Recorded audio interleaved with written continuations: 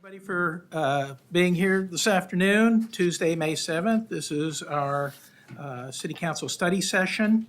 And before we get started, I do have a little bit of a change. Law is requiring us that we now have study session public comments.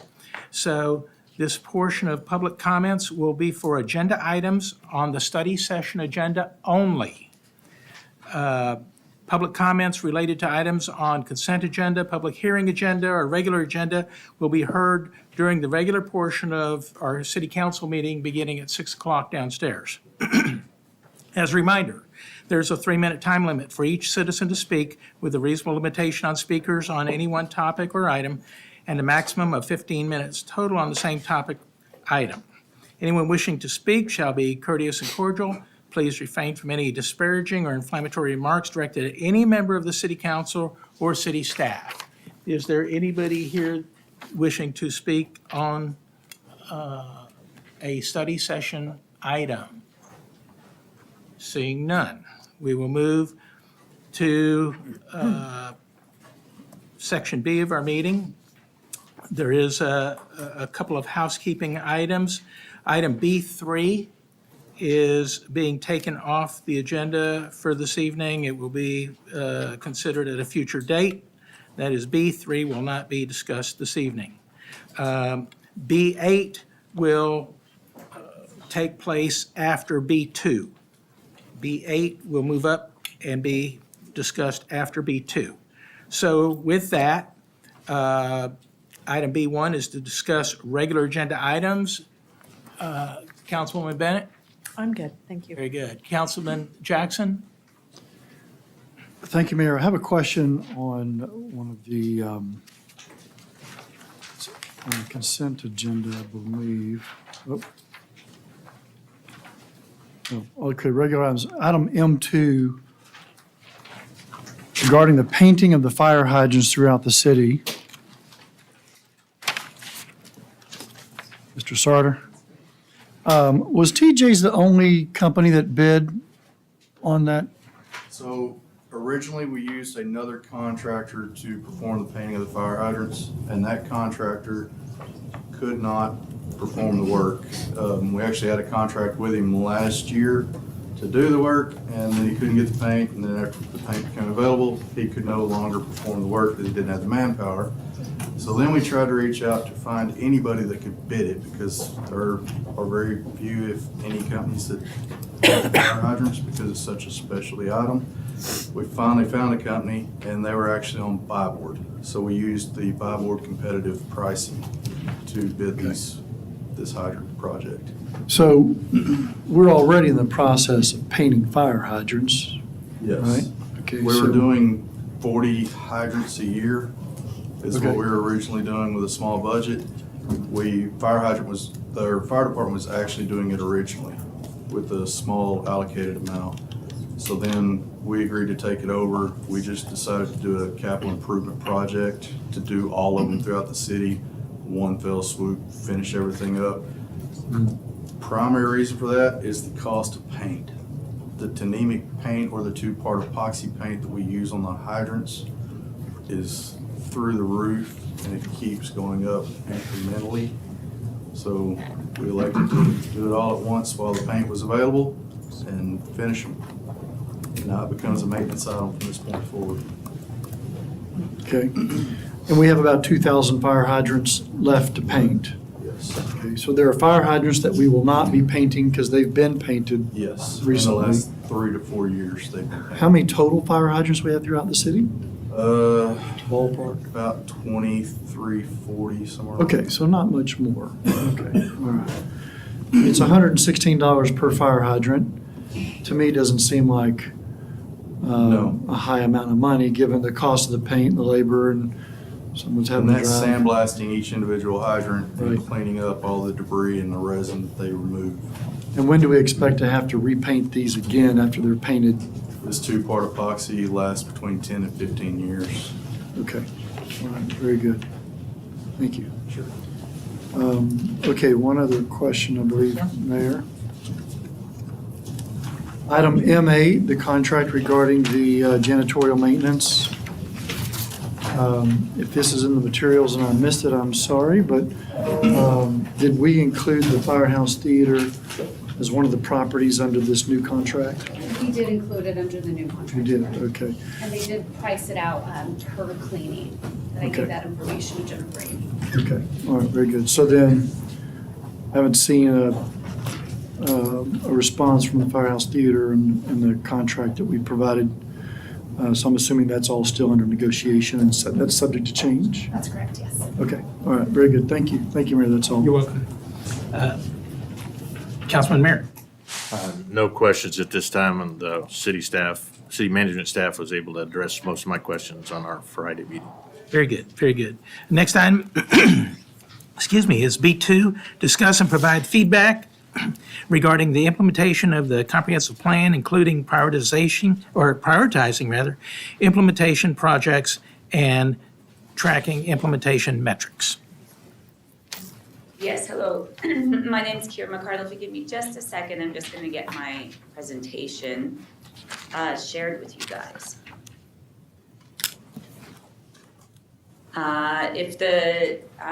If I could please get sharing permissions, that would be great.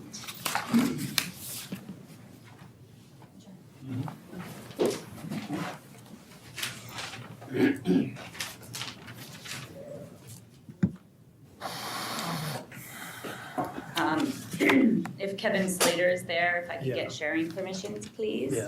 Let me check with the production.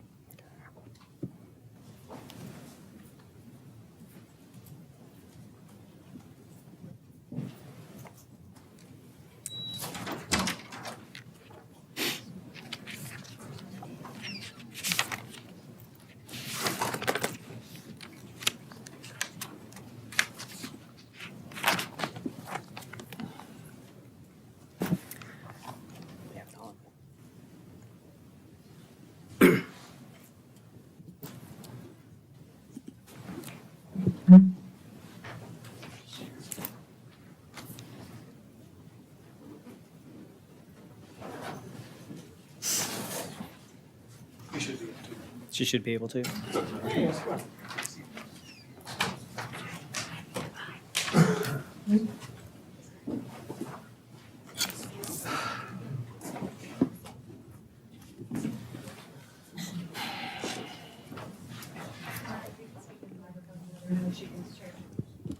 Kira, you should be able to share now. Okay.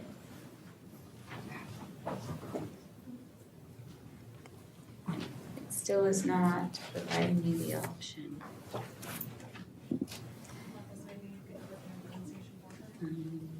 I could do that. Kira, I can actually bring up the presentation on this side. Okay, that would be helpful, Marcos. I don't seem to be able to share my screen. Share your screen with her so she can see what's going on. Share screen.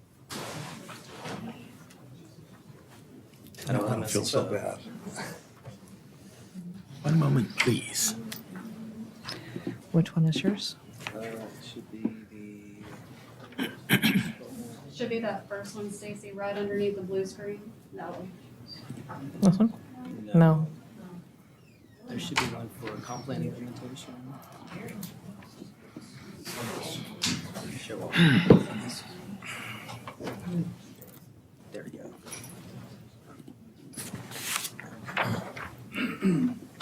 Are you able to see that, Kira? I am able to, so that's perfect. Thank you, Marcos. No problem. So if you could start the presentation, I'll just prompt you to move the slides forward as we go through it. Sorry about that. Good afternoon, Council. My name is Kira McCardle. I'm a consultant to the Planning Department.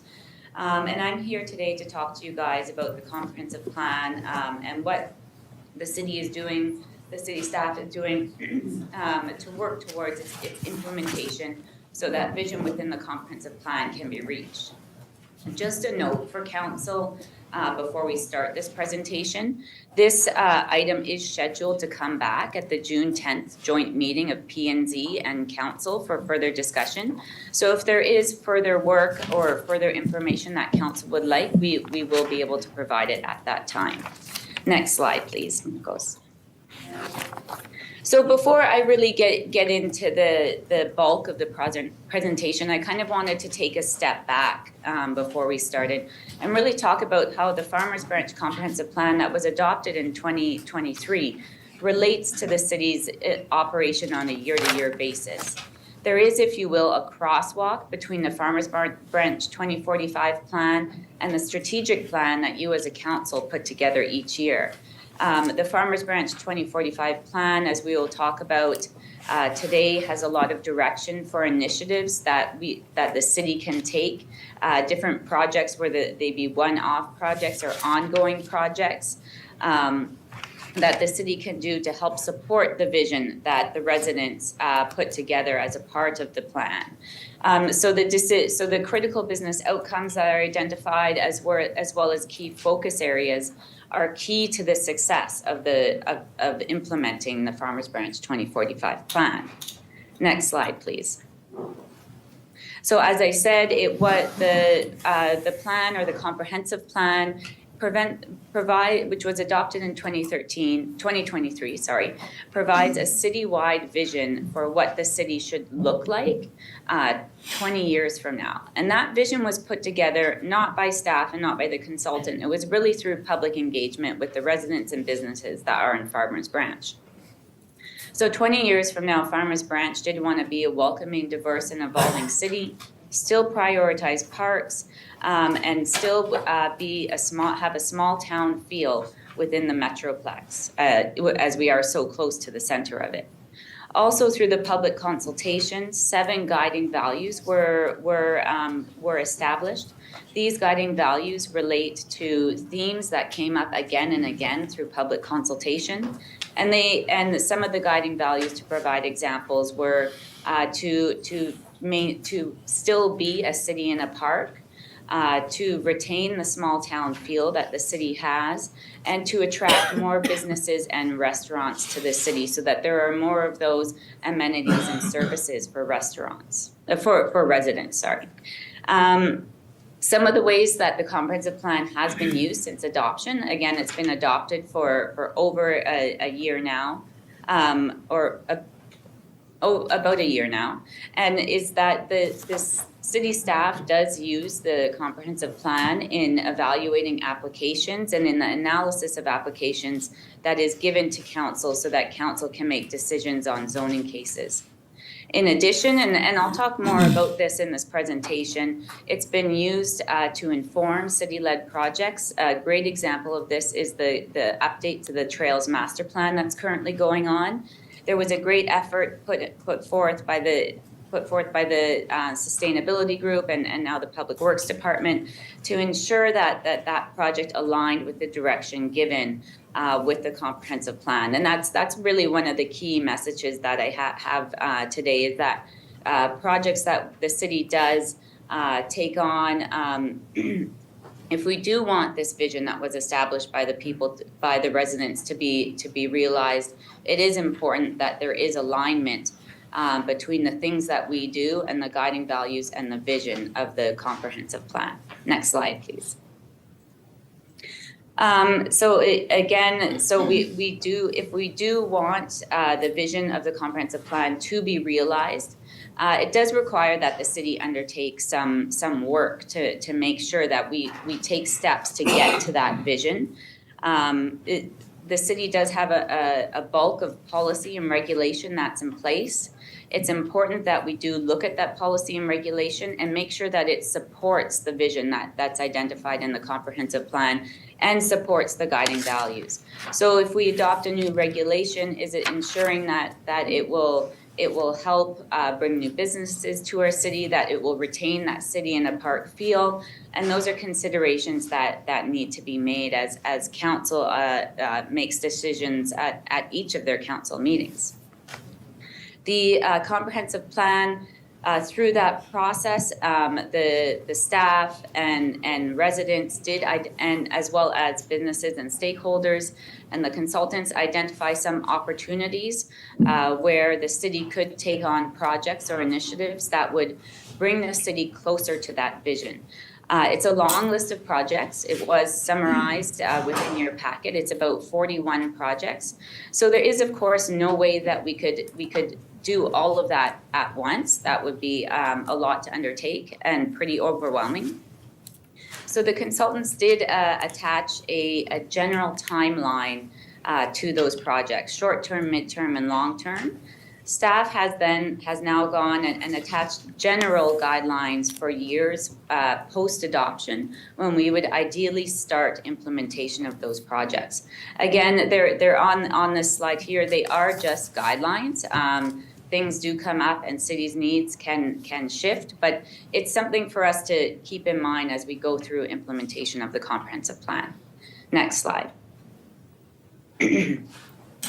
So staff did want to raise some of the short-term projects for council today, just to make you aware and for discussion purposes. I would also like to take a moment right now to say that the comprehensive plan, while the process was led from the planning department, it really should be looked at as a citywide document, as the vision within it is a citywide vision. It's not something that planning can make sure gets implemented on its own. It touches each department within the city. And then again, another great example of that is the Trails Master Plan. That's not a project that's with it, that is being led by the planning department, but the comprehensive plan still does inform that project. The comprehensive plan was based on 4 main themes, so we've pulled a few projects from each of those themes for council's consideration. The first is related to economic development and catalyst sites. The comprehensive plan identified 5 catalyst sites where the focus of development and redevelopment should be within the city. 2 of those were prioritized for short-term projects that would facilitate future development within those sites. Those 2 are Four Corners and the East Side. Four Corners is an opportunity as some of the buildings are aging and they may turn over soon. As well, it was seen that Four Corners is not reflective of the type of small town character that the residents really do want to see in Farmers Branch in 20 years from now. In the East Side is a historically industrial area that has in the more recent past seen other uses come into the area. That creates land use conflicts. So a conceptual master plan, it would be beneficial for the area, as it would help to direct land uses to certain areas or sub-areas that were identified in the comprehensive plan and would help to reduce those conflicts and also allow the city to better provide services to both the industrial uses and the non-industrial or more residential and mixed use uses that are within that area. Starting with the conceptual master plan, especially in the shorter term, is really key for these 2 areas. As staff and council will also need to put in place zoning and design and building standards for those areas to make sure that they will be built to those visions. So those 2 projects would really open up a gateway that would allow the city to do further work in those areas. Next slide, please. In terms of land use, 2 projects here are identified, and one is already underway. The first is to review and revise residential zoning districts within the CZO. One of the guiding values of the comprehensive plan is to provide housing options for all. And the subtext on that is for anyone who may work in Farmers Branch, as well as for all cycles of life. We have seen staff and the consultants, when we looked at our CZO in relation to this guiding value, there are some gaps within their zoning districts in the comprehensive zoning ordinance. For example, we don't have any districts that allow for townhouse type uses. So looking taking a review and looking at our residential zoning districts would provide the opportunity to fill some of those gaps and potentially facilitate some development of some of those housing choices that are missing in Farmers Branch right now. The second item is the continued implementation of the I-35 corridor vision study. If you're not aware, the I-35 corridor vision study was adopted by council in 2021, and it was made a part and kept made a part of the comprehensive plan when it was adopted. Staff has already and council has already begun work on that plan. A TIF zone has been established for that area, and rezoning for Target Area 1 has taken place. Staff is working on Target Area 2 currently, and then we'll follow that with working on rezonings for Target Area 3 and 4 to make sure that the uses allowed within those districts are reflective of the feedback that we got from the public and the direction provided by the vision study. Next slide, please. In terms of housing, 2 programs that are being revamped currently, the Builders of Hope being one of them. A second program here is the Dallas County Housing Replacement Program. This is a great example of something that's not within the implementation of chapter of the comprehensive plan. It's come up as an opportunity since then. And if council does decide to participate in that program, it does very much support the guiding principles of the comprehensive plan. So it's very much supportive of the comprehensive plan, even though it wasn't considered within it. Next slide, please. And the last major theme of the comprehensive plan that we'll discuss today is mobility. There are several projects here that could be undertaken in the short term. The update to the Trails Master Plan, as I said, is currently underway. Another project is a sidewalk gap infill program. As it's envisioned within the comprehensive plan as being an annual program with an annual budget allocated to it. The comprehensive plan also does provide guidance as to where sidewalk gap infill should be prioritized within the city so that there's the greatest benefit to residents and pedestrians within the city.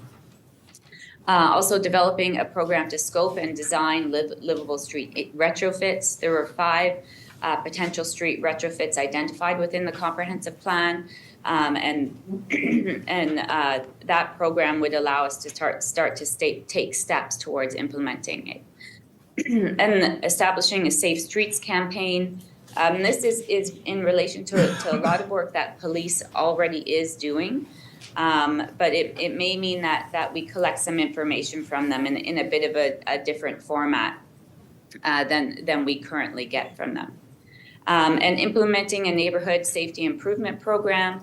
This would involve, this was an issue that was identified within the comprehensive plan, and addressing it would involve analyzing annual crash analysis and speed data, and then working with Public Works to develop a traffic calming toolkit and implementing that toolkit in areas that would benefit from that.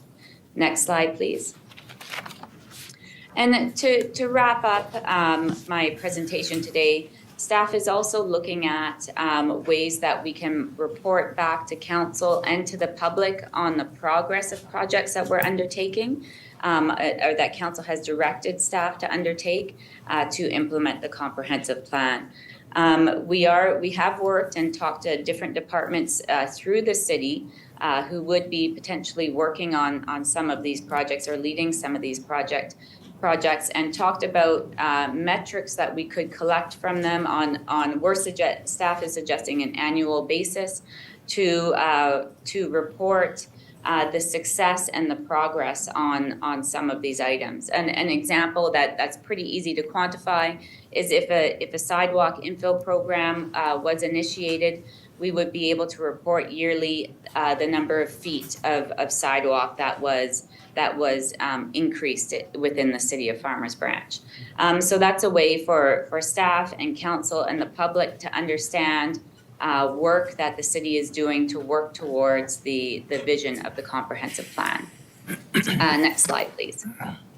With that, staff is available for questions. And I'd also like to remind you that if there is further work or feedback that we aren't able to address in the discussion today, we are able to bring it back on June 10th at the joint meeting of P&Z and council. Thank you. Thank you. Excuse me. Thank you, Kyra. Councilwoman, you have any questions? I do. On the 35 corridor, Have we taken into consideration the fact that TxDOT is going to raise 35 from Valwood to Royal Lane? We were in discussion with TxDOT through that process, so yes, we were aware. Thank you. Councilman Baird? Nothing, thank you. Councilman Jackson? No questions, Mayor. Thank you. Councilman Merritt? Yes, thank you, Mayor. Kira, thank you for the presentation. I'd like to thank the rest of the planning staff. This has obviously been one of my pet projects over the course of my tenure here, and it's going back as far as planning and zoning as well. I think this is the right direction for the staff and the council, as well as P&Z, to collaborate on selecting a prioritization of these issues, as well as reporting to the community on how we're doing on these. We're doing a lot in the annual budget process, and therefore putting those capital improvement projects and other associated projects, as Councilwoman Bennett just related to with I-35, making sure that we're on top of those particular efforts and communicating that forward. So I look forward to seeing how the city and the council, as well as P&Z, work through this, and I hope, well, I'll show up a time or two in the future. Thank you very much. I hope so. I would suggest to staff that we try to have some type of maybe a mini meeting with our new or incoming council members to bring them up to speed on this if they're not already. So however we can fit that in between now and June 10th. All righty. Thank you very much. Thank you. Okay. Next up is B8, which is receive a report on the State of Texas Event Trust Fund grant for the United Pickleball Association.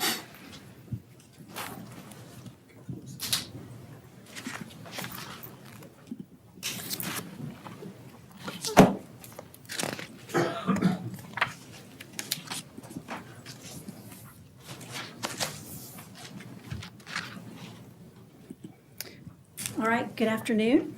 It's me again, talking about the pickleball tournament. We just come back every few months with this information. Tonight, I'd like to start off with an introduction. We have Andrew Dockrell with the Dallas Sports Commission with us tonight. He is Director of Business Development, and he helped with last year's grant for the tournament. So he is here tonight to discuss anything I can answer. For 2024 in November, it's our understanding they would like to come back to Brookhaven Country Club with the following dates, same format as last year, Friday, November 1st to Sunday, November 10th, 7 to 10, same venue. And here's a photo from last year. Okay, so I know we're all familiar with the PGA Tour and the LIV Tour. We know those two things were not getting along. And so then they went through this merger, right? So here we have PPA and MLP, two different groups, both that manage celebrity pickleball people. They have merged with an umbrella organization called the UPA. These entities still exist. You'll still see PPA, but there is one umbrella and one owner now. That is the United Pickleball Association. So for November 2024, the UPA is the entity that would like to put on the tournament. USAP is a national governing body for regulation and rules, and they had a presence there last year.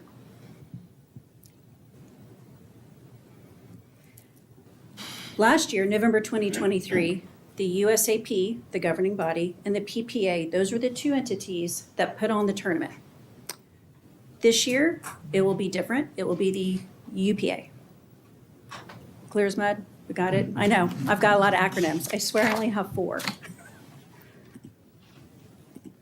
Last year, Dallas Sports Commission applied for the State of Texas grant. So the State of Texas has a lot of different incentives. We're mainly familiar with the business ones as we do those here often. They have a event trust fund grant for large events. Think of the World Cup or the Super Bowl or all of those things. The Dallas Sports Commission is the entity, the large one that goes and gets those large things for our region. And so they applied to the state of Texas for the PPA last year. And so this year, we determined we were the ones that got all the sales tax and all the hot tax and all the stuff. So they politely asked if maybe we would help do the application. So that's where we are today. In short, the reason that we are here is for the city to even start the application. We need the city council to say, yes, you can begin the application. The city cannot just go apply for a grant and come back and say, hey, guess what? I think I've got some money. So I have to get formal approval from y'all to say, yes, please go after the state, get the event trust fund money. And then at the next council meeting, we can discuss all of the numbers behind what we think a local contribution would be, what we think the state will provide, all of the nuts and bolts will be done through the application process. And we have someone on staff, Cheyenne's in the back. I think she's wearing green specifically. So she will help in the process. You see Perla up here. Perla's actually done the grant before, thankfully, at another city. And so she has history with the procurement of the grant. So the finance team has already met with the entity to talk through the details. So here's a timeline. We're here tonight to see, do y'all want pickleball to come back? They want to be here. It was kind of a big deal and a lot of work, but we were up for it.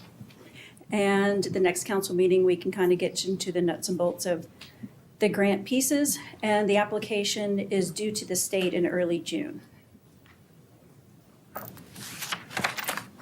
July. Any questions? Councilwoman, any questions? Councilman? Councilman Merritt? Thank you, Mayor. Allison, in the conversation I had with city management on Friday, I asked the question, what was last year's grant? Could you update? You shared that answer with me. Could you share that with the public? Last year's grant total. I know you projected already that you'll have future discussions on what we'd be asking for in the future, but just refer to what was asked for and given last year. So last year, the state of Texas, based on the attendance that was projected before the event, the state gave almost $500,000, around 480, I think, Very good. Thank you. state money. Councilman Jackson? I'm good, Mayor. Thank you. All right. So Allison is looking for direction on how to proceed. Is everybody in agreement that this was good for the city and that we should be moving forward with it? Yes. Yes. Seeing heads nod. Yes. So, Okay, I have what I need. I will move forward, and then I will come back, and we will discuss all the details. very good. Okay, thank you. Thank you so much.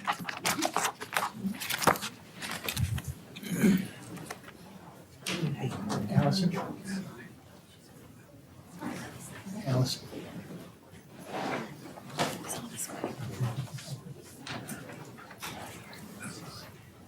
First, never mind.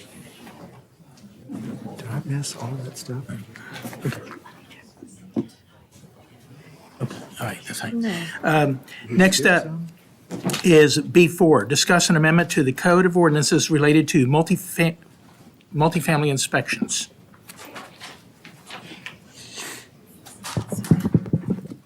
Good afternoon, Council. My name is Christina Reimhild. I'm the Code Enforcement Manager. Over here to my left, I have the Code Enforcement Supervisor, Victor Pizarro, who is mainly in charge of the multifamily inspections. So we have brought forth this proposed amendment to the multifamily inspections, and I wanted to share kind of a historical overview. If you see in 2000 in Farmers Branch, we had 2,157 units. And then as we have grown from 2020 all the way up until 2025, we are projected to go all the way up to 16,362 units. And the last time that this ordinance was changed was back in 2018. And at that time, we had about 6,176 units.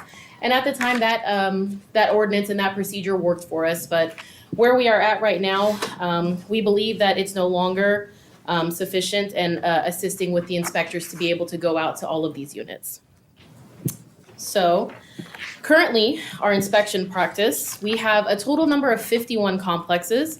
We're charging $10 a unit, and our reinspection fee is a little bit different from our peer municipalities. We're charging $25 per violation per unit.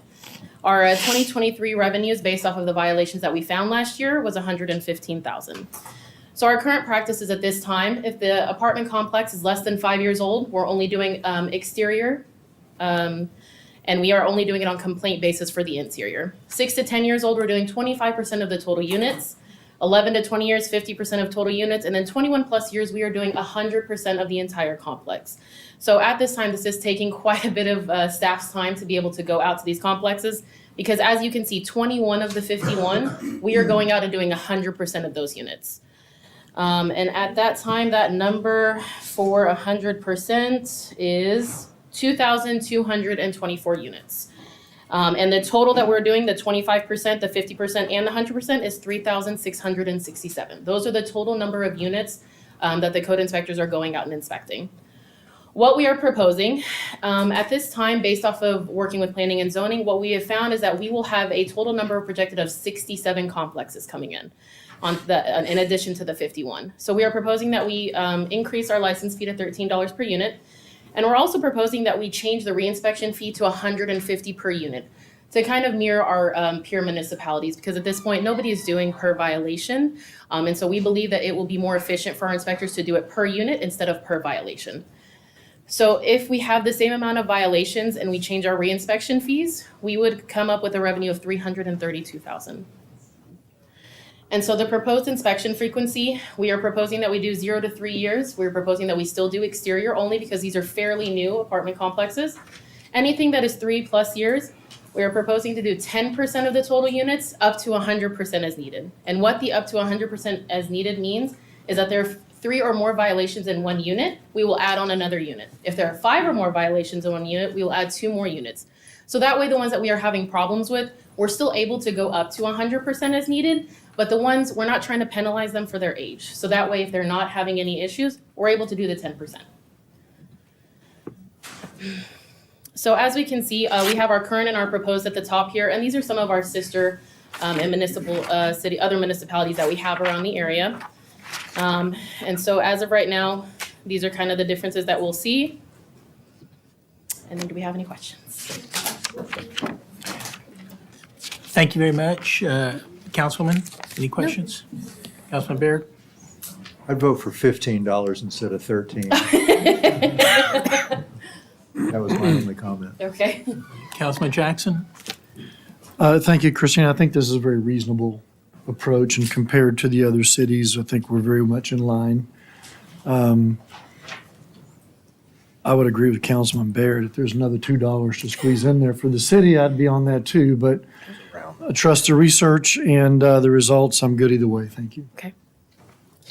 Very good. Councilman Merritt? Yes, thank you, Christina. Thank you, Victor, for this. One question, obviously, under the metrics that we have now, you were projecting 3,600 units to be inspected over the course of the year. What would be that projected number if we go to this? Now, I know it's complaint-based. Yes. But there should be at least a base number that you project. So with the base that we're projecting, it would be a minimum of 965 units. Very good, thank you. Of course, Thank you very much for that clarification. of course. No other questions? Very good. Thank you.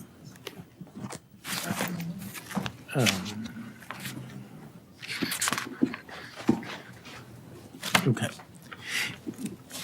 Next up is B5, discuss the amendment to the professional services or service agreement with Freese & Nichols for the development of a lead and copper rule revision compliance plan, increasing the original contract by $75,267.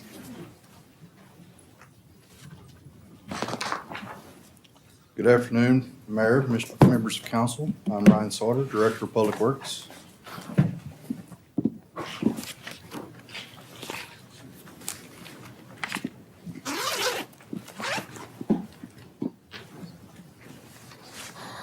All right, we're here to discuss Phase 3 of the Lead and Copper Rural Revision Compliance Plan. We're currently working with Freese & Nichols in this process. and they have done an excellent job getting us thus far. We are near completion of our lead service line identification process. So continuing on with phase 3 of the lead and copper rule revision.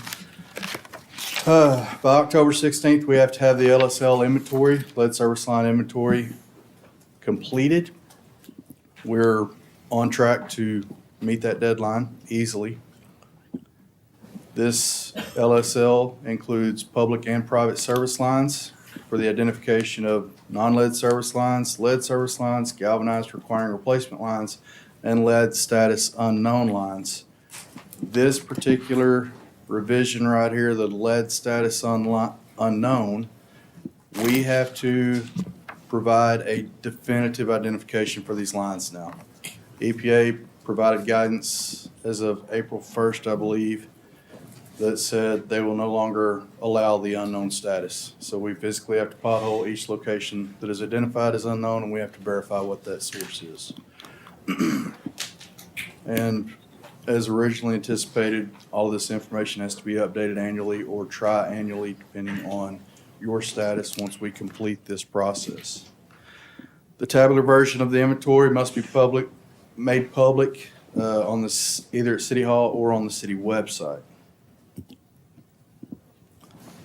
These are the updated requirements from the EPA and TCEQ.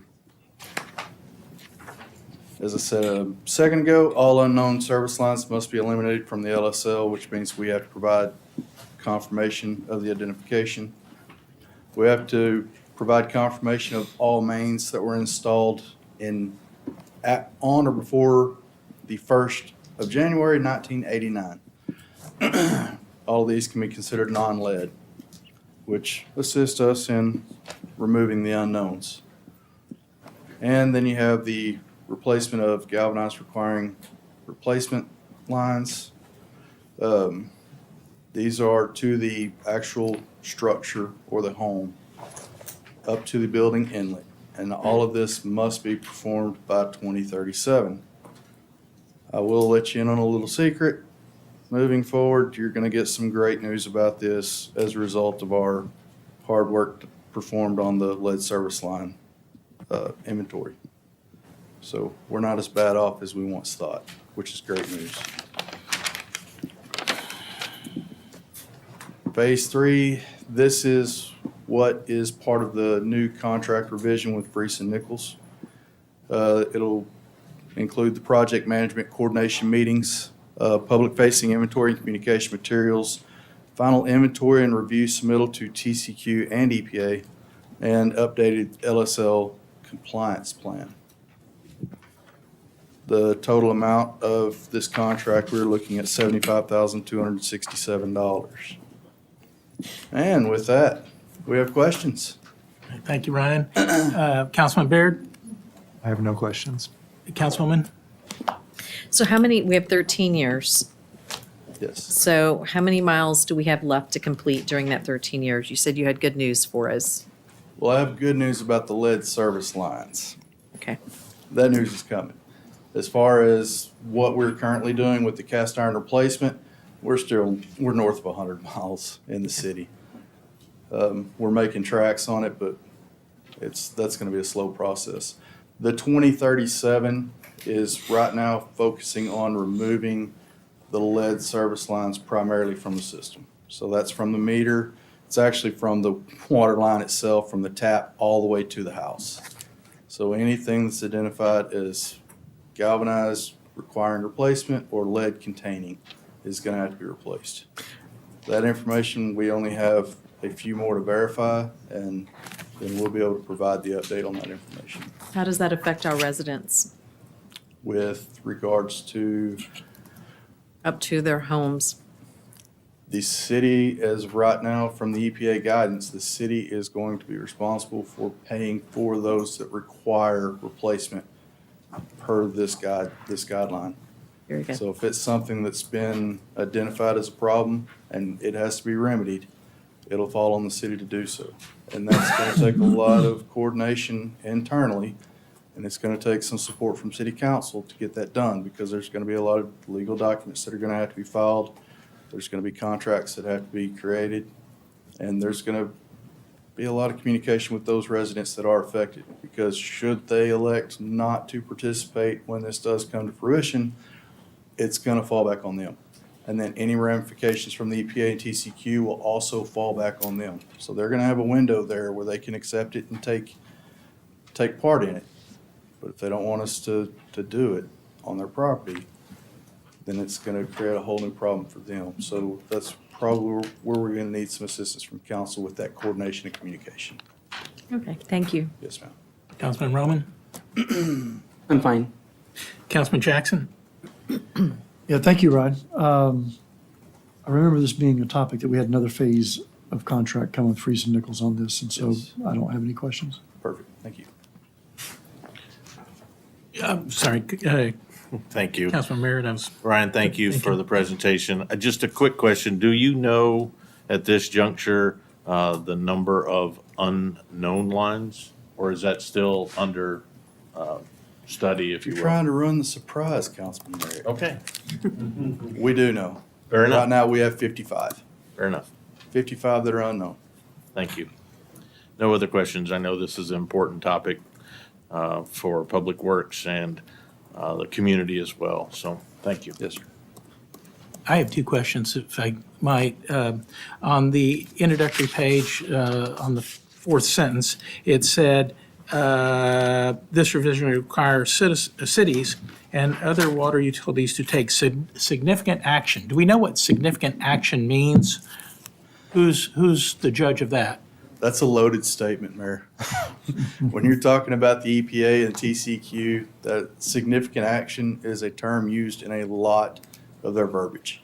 And basically what it comes down to is if they have to provide any form of enforcement, or they start to have to step in on your processes, that's when they will make that determination of what your significant action is. Has it been significant enough to make an impact on the system and make an impact on their guidelines?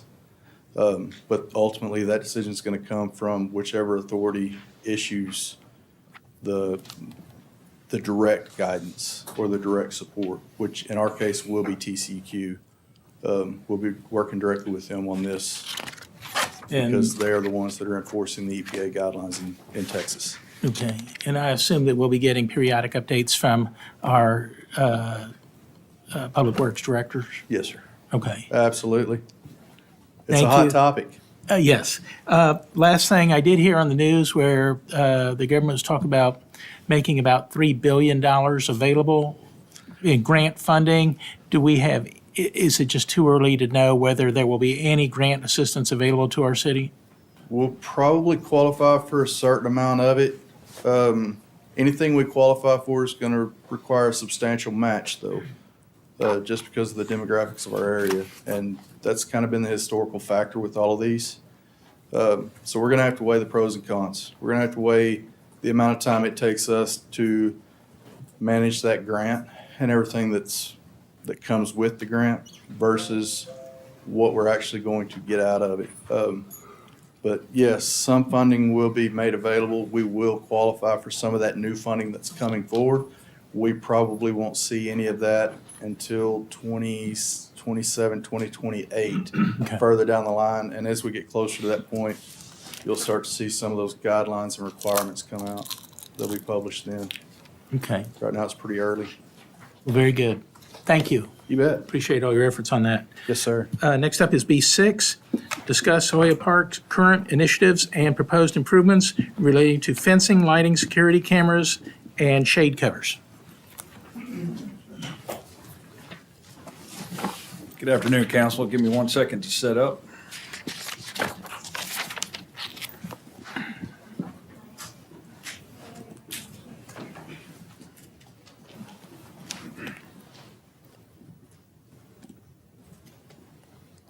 Okay.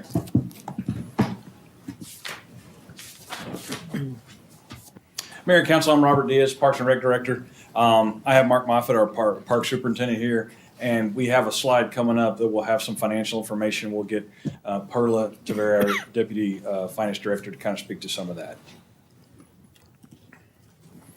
Just a quick background on Hoya. We haven't talked about Hoya in a little while, so kind of just a refresher. The park did open on January 20th. The Parks and Rec staff worked through various operational processes until, and many of you on council know, we had various challenges when we opened Hoya.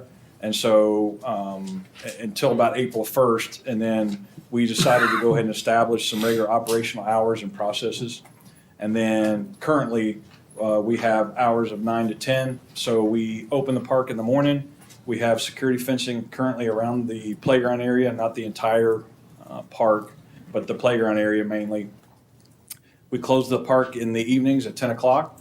Park staff opens and closes the facility Monday through Thursday. And then the park is not staffed between 9 and 10 on Monday through Thursday. And then we work with recreation staff. We've pulled a lot of our staffing from the aquatics, historical park, the rec center, a lot of that part-time staff. We pulled them to be able to work peak times, and we identified those as Friday, Saturday, and Sunday from 5 to 10. And I'll just make council aware, it's a moving target. We're making adjustments on what staffing we need based on some of the numbers we've gotten on that. So this is not how it's always going to be. We feel like it will be something that kind of, hopefully the newness wears off. I do know going through the summer months, once the kids get out of school, we see that it'll probably pick up again, and we'll have to make adjustments there where we need to.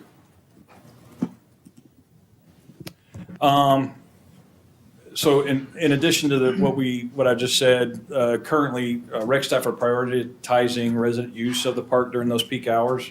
Park staff are continuing to work with Compan, the playground manufacturer and installer, on the playground construction and issues we've had. We actually have reestablished a weekly meeting with Compan to discuss we have a certified playground safety inspector on staff, and they inspect the playground pretty much daily. We're reporting any findings we have back to Compan, and then we actually met with Compan a few weeks ago. We had the president of the company and the local reps to come out and meet us on site, looked at a lot of the various issues we're having, and it's the gamut. The one I think most council and residents focus on is the zip line. We've had that down for quite a while. We looked at that. We looked at some of the surfacing, the main structure that's there. There is some issues we've got to address. And so Compan is working with a plan, and we're meeting with them now on a weekly basis and trying to get prioritize some of the needs and issues we're having out there. And then we will address those. I feel like it was initially right after we opened, it was tough to communicate with Compan. I think this was challenging for them as well as us. This is the first unit of this type, I think, built in the United States.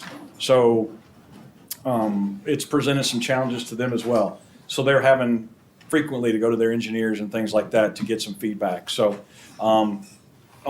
specifically on that zip line, we are not going to put that back up until we feel like we've got a good plan moving forward. They have come back with some solutions, and we weren't satisfied with those. So we met with them a few weeks ago, we told them that, and we'll wait to see what solutions they get back to us. We're not going to open it back up and put it back in use until we feel like it's a better product to the public. And then on that, we initially paid Compan for the installation. We've held off on the second payment until we work through some of these issues. We'd like to have this resolved, at least getting the second payment. We do have some retainage, but to at least get the final payment to them, hopefully this summer. So I think now we're on the right track. We're meeting with them, like I said, weekly. And so we feel like there's going to be some resolution. They are I feel like they're very genuine in their response to us, and they want to work with us. They understand that we are basically commercial for their product, and they want to. We actually had a group yesterday from City of Denton come out and look at the playground. So I know the word's getting around to communities around this area. This is a good market for them. So I think they're going to make right on the product. So So with that, what I want to, now that I kind of brought everyone up to speed, I want to just kind of go through some of the improvements. So basically we have some remaining ARPA funds. And so we know there's some areas we want to address with some of this leftover funding. And I'll get to another slide in a minute that kind of looks at the total amount of funding that's left. But some of the items we want to address are, we want to go ahead and do a permanent fence. So we currently have the construction fence. We want a permanent wrought iron fence. We've got a price for that, about approximately $100,000. Security cameras. So we worked with our IT department. We've got conduit in the ground. So putting in cameras is not going to be an overwhelming thing. It's just something we need additional funding to do that. In addition to that, what'll help is we need to upgrade our network connectivity. We want to put this area on our city network, so that's going to take some funding for that. Currently, it's just on wireless 5G, which works, but to have it more sustainable, especially when we start putting cameras linked into our system, we need a better connectivity out there. And all the other items that we have, the lighting and some of those things need that connectivity as well. We also got a price on some additional security lighting on the main structure. And then we want to also put, because we're staffing it, it is kind of an open area where we've directed some of the patrons. And so we want to be able to provide some permanent shade structure kind of in the entrance area, which will be kind of near that Hoya sign. That's going to be on the north side of the park, closest to the playground. So I'm going to go to the next slide, and if I can't have Perla maybe come speak to this. So basically, there's funding that's left over that goes to some of the items that I just addressed, and then there is on this, you'll see some funding directed some other places, and I'll turn it over to Perla. Tammy's voice is out, so I got voluntold. Perla, Deputy Director of Finance Fleet Facilities. So we do have an outstanding balance, about $745, and what he proposed on the 220, we would have a remaining budget.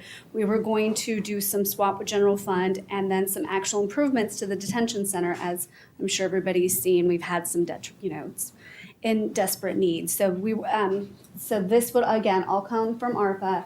And it's easier to utilize it as we do have that ARPA deadline coming, so. Turn it over to Robin, and I'll stay up here if you have any finance questions. I think there's only one more slide. Okay, so just what we're seeking is just some direction on utilizing the ARPA funds for not only Hoya, but the other items as well. Like Perla said, we've got to the end of this year to kind of get these projects identified. I think we have an additional 2 years to get the projects completed, but this is kind of our window. All the items for Hoya, I will say, we'll be able to get all those in this count by the end of this year.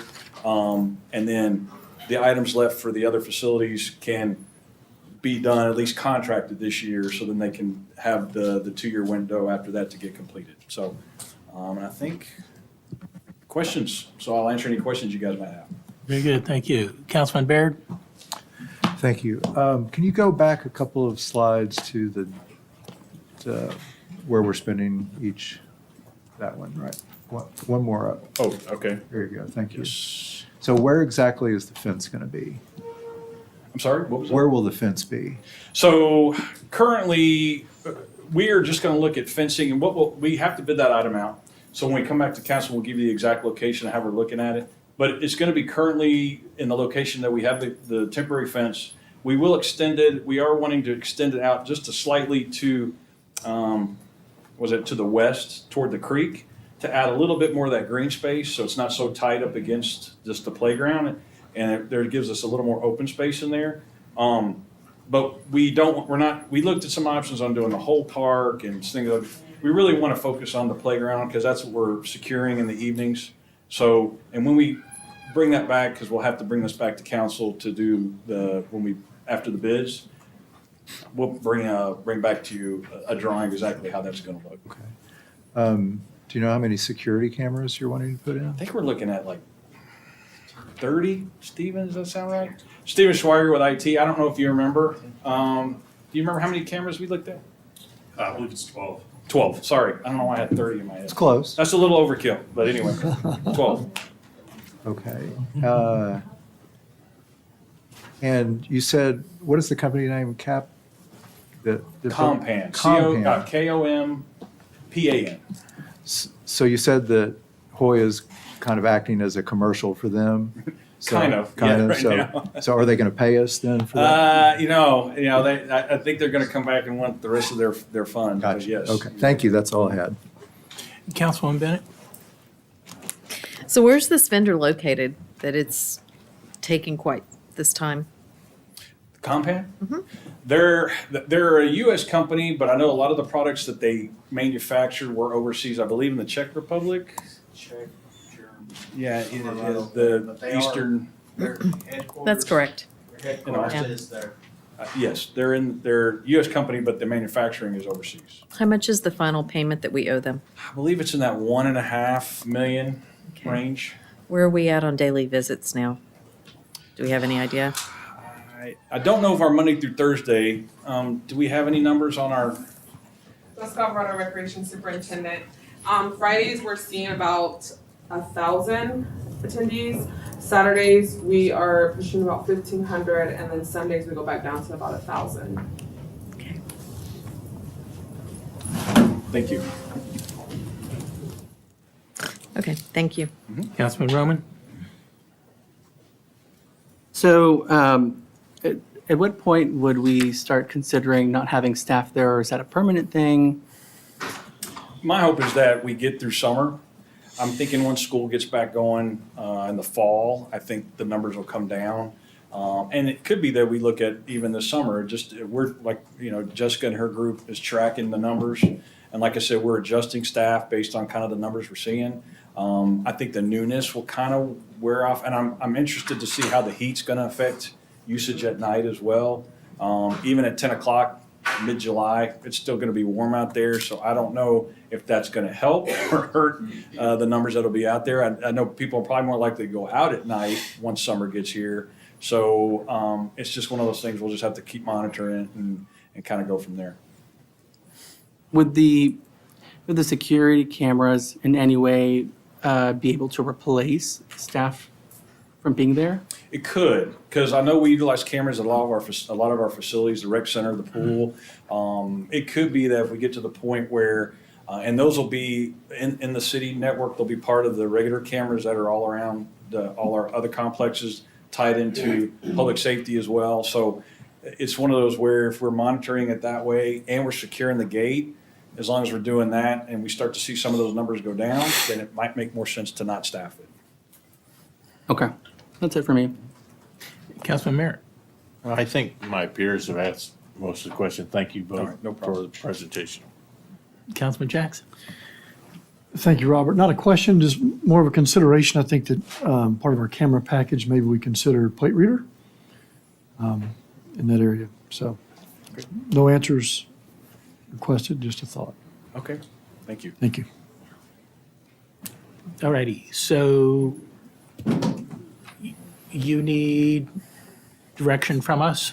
We just need to kind of, yes, just sir, direction on if you're okay with us going forward with utilizing this ARPA funding for the remaining items and then also the items for the jail, is that what it was? Sorry, Mayor, we'll also have item M5 that is on the agenda item that's going to go for ARPA. So on finances side, that's where you'll have the approval.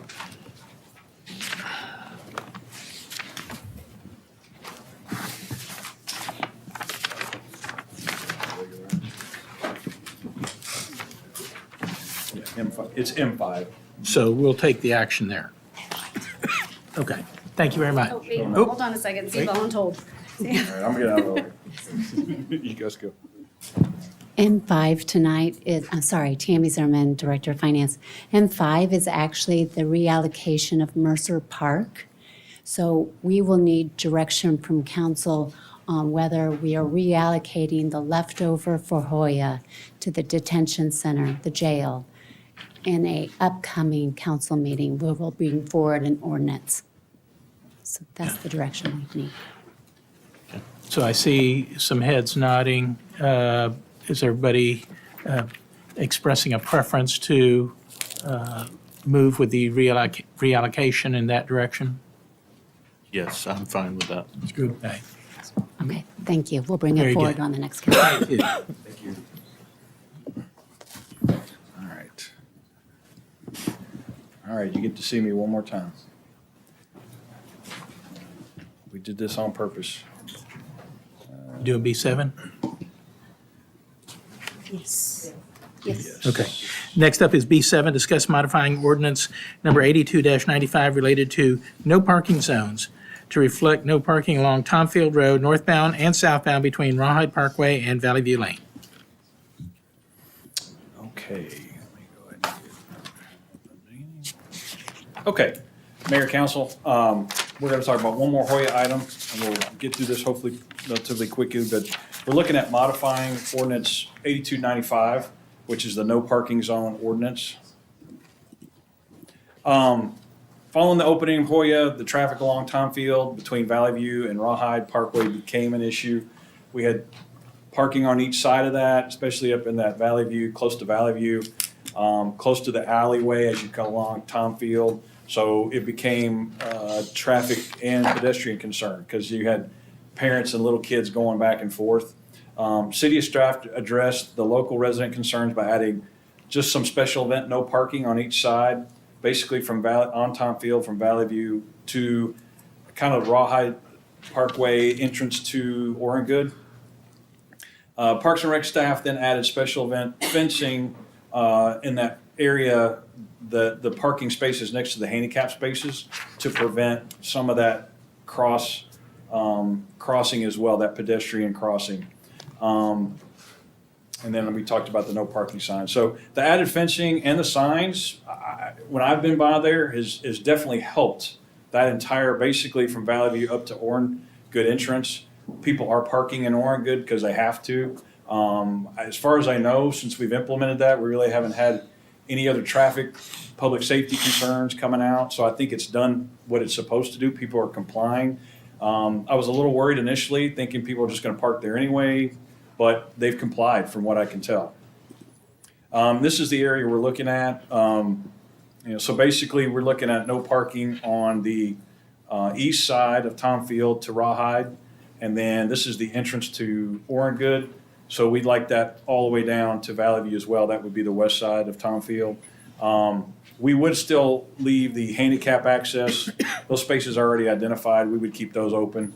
And then we're looking at some bollards to go ahead and have the two areas near the park be kind of a loading zone, possibly a drop-off area. And also we have removable bollards. That way, if we had an event or something like that, we could be able to still utilize that area. In your packet, you had just a draft of the update, and it shows on here Tomfield northbound from its intersection with Valley View to Rawhide, which we just saw, and then on Tomfield southbound from its intersection at Rawhide to Valley.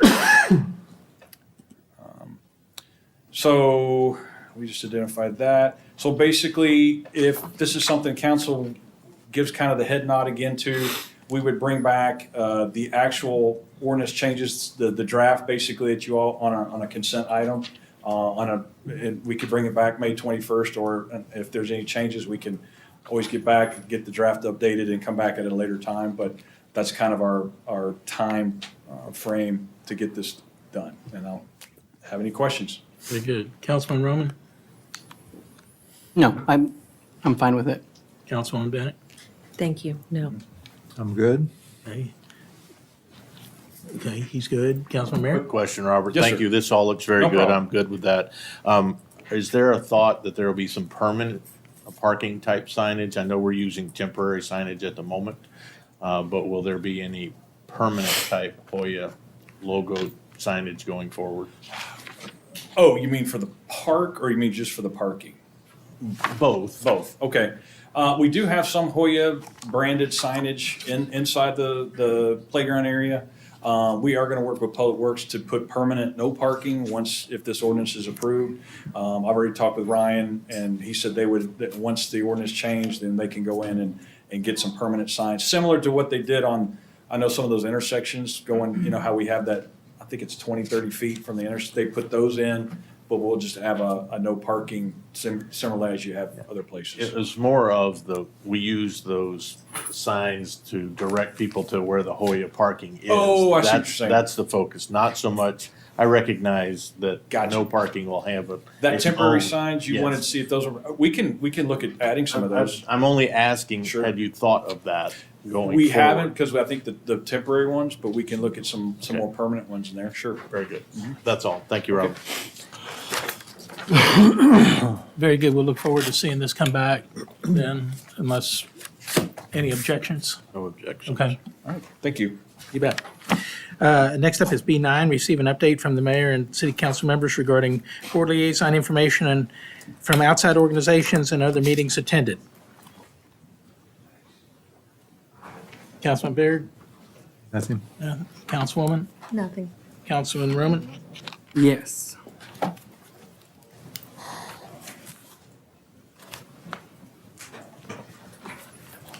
If you want to come back to me, I just have to find an email. Okay, Councilman Jackson. So Metrocrest Chamber of Commerce, thus far this year, budget wise, revenue's up, expenses are down, so that's good news. Membership is still steady, and we have a board meeting tomorrow where we'll know more. Very good. Councilman Merritt? Nothing to report at this time, Mayor. Thank you. So I do have something from Metrocrest Services. So last month, they had their 19th annual Keyholder Breakfast with over 500 in attendance. The focus this year was on economic stability, and they had panels of experts that were led by former Dallas Cowboy Isaiah Standback. I think everybody knows I'm not good with sports, so the name was new to me. Discussed the role of financial education leading to positive cash flow and how the impact it has on a family's journey to being self-sufficient. Also, Metrocrest Services is planning for its annual SAC Summer Hunger Program, which delivers a week's worth of healthy food every Saturday in the summer to area children, most of which attended CFB-ISD. This year, Metrocrest expects to serve about 800 children. And they are doing this in collaboration with one of their partners who they indicate they wouldn't be able to do without. They wouldn't be able to do this program without them, is Christ United Methodist Church and the Branch Church. Also, I have an update on Farmers Branch only statistics for the fiscal year. And then as a reminder, their fiscal year, the time period is October 2023 to April 2024. And they've had, so far in that period, 3,379 Farmers Branch residents that have been provided services, 3,205 Farmers Branch residents that have accessed their food pantry, 121 Farmers Branch households have been provided financial education to assist with budgets and coaching to reduce debt. 137 Farmers Branch residents have received workforce development services to secure a job or find a better paying position. And 74 Farmers Branch families have been provided emergency assistance, like rent and utilities, for a total of $97,797. And no other questions or objections. Thank you. So I'll report that last week I attended the Dallas Regional Mobility Coalition monthly meeting. Mayors from a number of cities in the Metroplex all attend that meeting. We get a report every month about what has happened mobility-wise and the amount of money that the state is spending in the area on highway programs. That sort of ties in with the Regional Transportation Coalition, which is a separate organization that takes, that their meetings take place at the Council of Government office in Arlington. And I attended last month for Mayor Babbitt, who's our representative, and I will attend next week for him because he's traveling. But the state is spending, I think all total, there's about $11 billion worth of infrastructure projects on tap for our region. And that covers a whole myriad of projects, but that is a lot of federal tax dollars coming back and state money coming back to the area, which is desperately needed. Last week, the MetroCrest Chamber sponsored their Mayor's Prayer Breakfast, and Councilman Merritt and I attended that. And that was at the International The Institute for Creative. Institute for Creation Research, I'm yes. sorry, down at Royal and Luna. First time they've ever done it there, really interesting. So if you haven't toured that, you might want to go take a look at that place sometime. Ben and I had a meeting with Dallas Medical Center last week regarding the ongoing issues Prime Healthcare is having with Market Space Capital. Prime and Market Space are in the midst of a mediation. There's 4 issues at stake. 3 of them, I think, have been agreed to. There's 1 issue that's outstanding that has not been agreed to yet. They have, Market Space has 1 more week to respond to the judge's order on the mediation.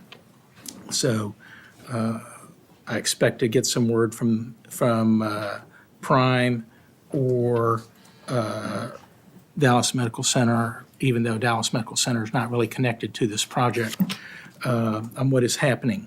In the meantime, repairs continue with road work and water work being done on the property so we can get that road open again and get the drainage fixed to meet TCEQ requirements. It's the plan of the city staff to lien the property once all the work is completed to recover our $2.139 million. MetroCrest Hospital Authority had their board meeting, have another one coming up on the 16th, I think it is, of this month, and talking about services provided by or at Carrollton Regional Hospital, and what is happening with the tenant in that facility now. So the hospital continues to work, do surgeries. It's interesting, though, the number of surgeries that require people to stay the night is really low. I mean, they're doing surgeries and they're booting them out the same day. So it's amazing what they're doing up there. Lastly, I invited Councilman Omar Narvaez from Dallas to come and visit and take a tour of parts of Farmers Branch with me. I wanted to get better educated on redevelopment programs and things that we might be able to do and consider moving forward for redevelopment. Councilman Narvaez has experienced a lot of this in his West Dallas area that he serves. And so it was extremely interesting to get his perspective on where we stand, what direction he thinks we're going. In addition, he connected me with the Assistant Director of the City of Dallas's Housing and Neighborhood Revitalization Efforts, Thor Erickson, and there is a housing conference the end of this month down at K. Bailey Hutchinson Convention Center. I'm planning on going because this topic is not going away. We need to do something we need to continuously be doing things to address housing, I will say, inequities in our city. And this is a way that I can get better educated on this topic and then report back to our city council. The City of Dallas has 8 different programs at this time available to developers for redevelopment of properties. They have 6 different programs available to residents for various housing initiatives. And I'm amazed at what I've been able to learn, having been directed to the proper site on City of Dallas to go and learn more about these programs. So we'll be hearing more about this in the near future. Again, what ties in with this is at some point after we get settled down from the summer, I'd like to bring in the Metro Texas Association of Realtors to come in and put on a presentation to us about what they're seeing real estate-wise, trend-wise in our city. So that's all I have for that. Next up is B10, discuss future agenda items. Councilman Roman? I wanted to get an update regarding the southeast corner of Valley View and Luna. And that's it. That will be coming. Is that a specific project? No, just what's an update. going on with developing, Okay. what's potential plans for that property. Okay. Yeah, Valwood's supposed to come in and make a presentation on that. Okay. Councilman Bennett? I would like to hear and have a discussion about owner-occupied single-family certificates of occupancy. Owner-occupied single-family COs. CUs, okay.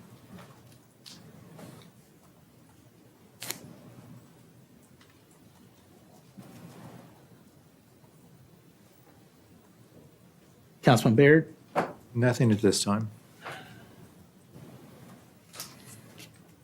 Councilman Jackson? No new items, Mayor. Okay. Councilman Baird? All right, so I'll use my last time around the circle for, I will concur with Councilwoman Bennett's owner-occupied CO review. In talking with city management staff, there's an opportunity there ahead of us. Looking at the current list, we've already addressed the prioritization of the implementation of the comprehensive plan.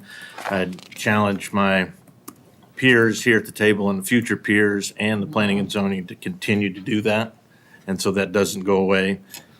Secondarily, let's see, we'll pick that off. On the demo rebuild, I'd like to make sure that we continue to review that particular program, and Councilman Roman, I believe you'll still champion in that in the budget process going forward.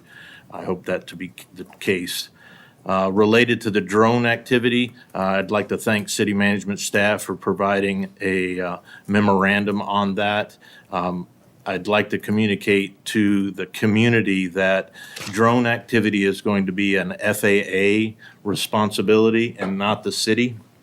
And so therefore, issues related to drone activity is an FAA responsibility.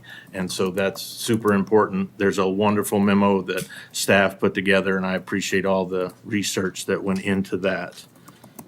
And as we move forward, I'm going to drop two new ones. And this first one will be for the planning department. I'd like to suggest that the planning department look to remove any future private streets. I want to see where Marcos is. Let's remove future private streets. Therefore, we won't run into any significant challenges as we have in the past with some of our neighborhoods and facilities being constructed. And then lastly, Mayor, this is perhaps more for you, that I'd like to challenge you to put together a citizens committee on bond proposals going forward as we look for the infrastructure of our community and the large dollar amounts that we have looming out there. We've heard presentation today. We've heard that before with water. We'll also have streets and sewer systems. So I'd like to challenge you for that. Did you look at my notes? No, but Okay. Already there? Yeah, very good. excellent, So those would be all. I thank everyone for their excellent. Thank you. ear. So I will reiterate that because we're probably looking at a substantial bond for streets and some other infrastructure issues next year. So yes, we need to start doing that. So that is it. I can't believe we made it through the study session. So we will recess at 4:24 and see everybody downstairs around 5 o'clock. And there's here. All right.